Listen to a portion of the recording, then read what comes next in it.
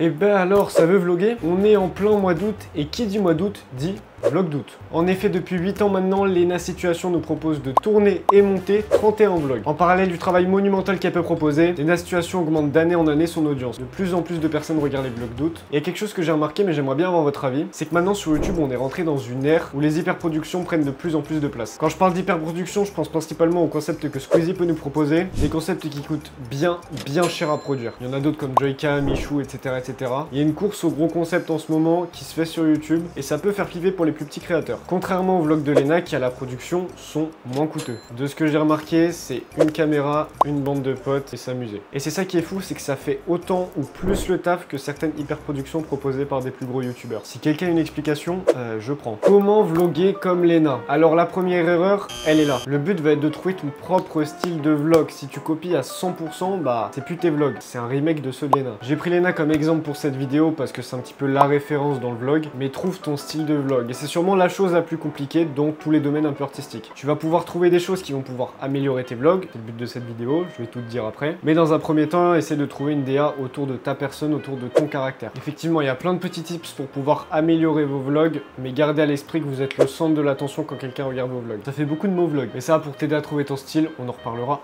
un petit peu plus tard. Avant de commencer, si c'est pas déjà fait, je t'invite à t'abonner à cette chaîne YouTube, c'est totalement gratuit et ça soutient énormément. Et puis je te laisse avec la suite. Le matériel pour vlogger. Il existe différents setups pour pouvoir proposer ce type de contenu. Ça va aussi dépendre de votre budget, on est d'accord. Vous allez pouvoir retrouver différentes configurations selon vos besoins et selon votre budget. Des configurations téléphone qui sont simples de transport, vous avez tous un téléphone sur vous. Si vous n'avez pas trop de budget au départ, ça fera l'affaire. Vous avez aussi des setups GoPro. Donc l'avantage de la GoPro, c'est que vous pouvez l'emmener partout, elle craint pas, c'est difficile de la casser. Et puis aujourd'hui, GoPro propose de nombreux accessoires pour pouvoir faire tout type de contenu. C'est plus simplement une caméra d'action. On est avant tout sur une chaîne audiovisuelle. Et vous allez pouvoir retrouver des setups qui sont un peu plus costauds. Typiquement, moi, ce que j'utilise ou ce que Lena utilise, ouais, je viens de me comparer là, ça n'a rien à voir. On est sur des boîtiers avec des objectifs, ça coûte un peu plus cher, c'est plus lourd, on reparlera du poids après, mais la qualité, ça n'a rien à voir. Vous allez trouver aussi des caméras qui sont farfelues. Mastu, quand il a fait son vlog pour aller voir MrBeast aux États-Unis, il avait une Leica de chez Canon. Ça ressemble à rien, mais c'est pratique pour le vlog. Bref, l'image, tant que ça filme et que c'est pas trop lourd, ça fera l'affaire. Et oui, il faut penser au poids. Déjà pour le confort, Lena s'est plaint de nombreuses fois d'avoir des tendinites au pouce ou au coude à force de porter la caméra pendant 31 jours. Et puis une question aussi de praticité, si vous n'êtes pas prêt à porter 2 kg au bout de votre bras toute la journée,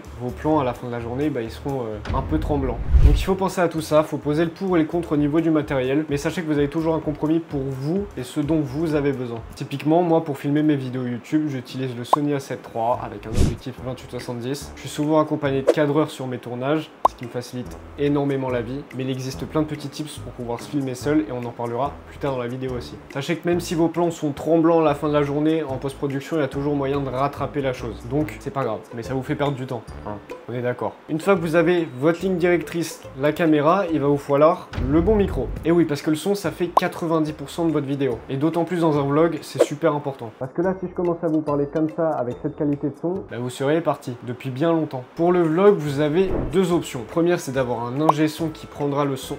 C'est d'avoir un micro canon. Les micro canons se fixent directement à votre boîtier, qui permet d'avoir un setup compact. Et les micro cravates, sans fil. On parlera des fileurs après. Typiquement, les DJI mic que j'ai actuellement me permettent de faire des vidéos de ce style-là. Quand je pars en vlog, étant donné que mon micro canon est pas fou, j'utilise aussi les DJI mic. L'avantage que vous allez avoir avec ce type de micro, c'est que si je suis à des dizaines et des dizaines de mètres du boîtier, bah on m'entendra toujours comme si j'étais à côté de vous. C'est un gros avantage. En fonction du type de contenu, ça peut être intéressant. Mais gardez à l'esprit qu'il faut toujours vérifier l'état de charge de votre boîtier. Parce que oui, ça a des batteries intégrées. Ça serait un peu embêtant d'arriver à la fin de la journée et de se rendre compte qu'on a eu qu'une partie de la journée en prise de son. En plus de ça, il y a quand même pas mal de paramètres à comprendre et à savoir pour pouvoir utiliser ce type de matériel. Ça reste simple d'utilisation, mais le micro canon reste pour moi la meilleure alternative pour pouvoir faire du vlog. C'est facile, c'est pas prise de tête, et c'est ce qu'utilise Lena, bordel. Pour ce qui est des micros filaires, je le conseille pas du tout pour le vlog, c'est assez logique. Vous allez être rattaché à votre caméra, vous allez avoir un câble qui pendouille, vous allez vous prendre les pieds dedans, c'est vraiment pas l'idéal. Pour la création de contenu en intérieur, type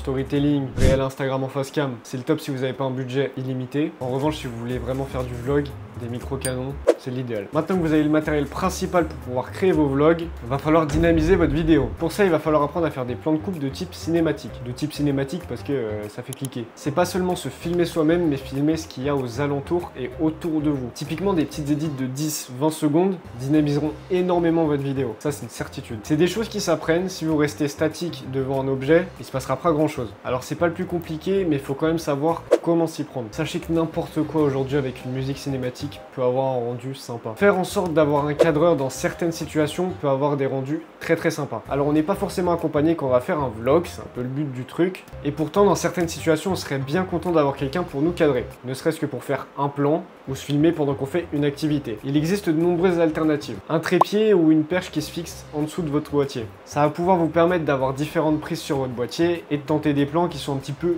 couillus. Quand je parle de plans couillus, si vous faites du vélo, vous pouvez retourner votre caméra pour filmer la roue du vélo. Si vous faites du skate, pareil. Si vous marchez, pareil. Dans plein de situations, on peut utiliser cette perche. Si jamais vous n'avez pas forcément le budget pour acheter une perche ou un trépied, vous pouvez quand même vous en sortir. Il suffit de trouver un muret, un rebord de fenêtre, un arbre, bref. Votre créativité fera l'affaire. Faut juste réfléchir un peu et essayer de trouver la chose la plus créative. Si vous arrivez à faire déjà tout ça, vous verrez que vos vlogs déjà auront changé d'apparence. On va parler un petit peu maintenant du montage. Beaucoup de personnes qui vloguent ne sont pas forcément familiarisées avec le montage. Il existe différents logiciels de montage, des payants, des gratuits. Vous pouvez monter sur CapCut et d'autres un peu plus poussés comme Premiere Pro, qui là sont payants pour le coup. Pour le montage, il va falloir essayer de dynamiser un petit peu la chose. Dans les vlogs, vous allez rarement voir des zooms dynamiques, des incrustations comme vous pouvez le voir dans cette vidéo depuis le début. On va rester sur un montage qui est assez simple, bien cut, éviter de laisser des gros moments de blanc, faire des petites édits de temps en temps qui sont sympas, sous-titrer si on a eu une baisse de corde vocale à un moment donné, et puis s'amuser quoi. Avant tout, j'ai envie de vous dire, faites-vous kiffer. Si c'est juste pour le plaisir, oubliez ces codes de montage, faites ce qui vous plaît, puis c'est principal. Parce que le montage vidéo aujourd'hui est beaucoup plus simple d'accès qu'il y a un certain temps. On est d'accord, le vlog ne peut pas plaire à tout le monde, et gardez ça à l'esprit. Comme je vous l'ai dit, les grosses productions prennent de plus en plus d'ampleur, et les plus jeunes qui arrivent sur YouTube s'habituent à ces grosses productions. Et honnêtement, j'aimerais qu'on remercie Léna d'être resté et de proposer ce type de contenu qui revient à l'essence même de YouTube. Une caméra, une bande de potes et s'amuser.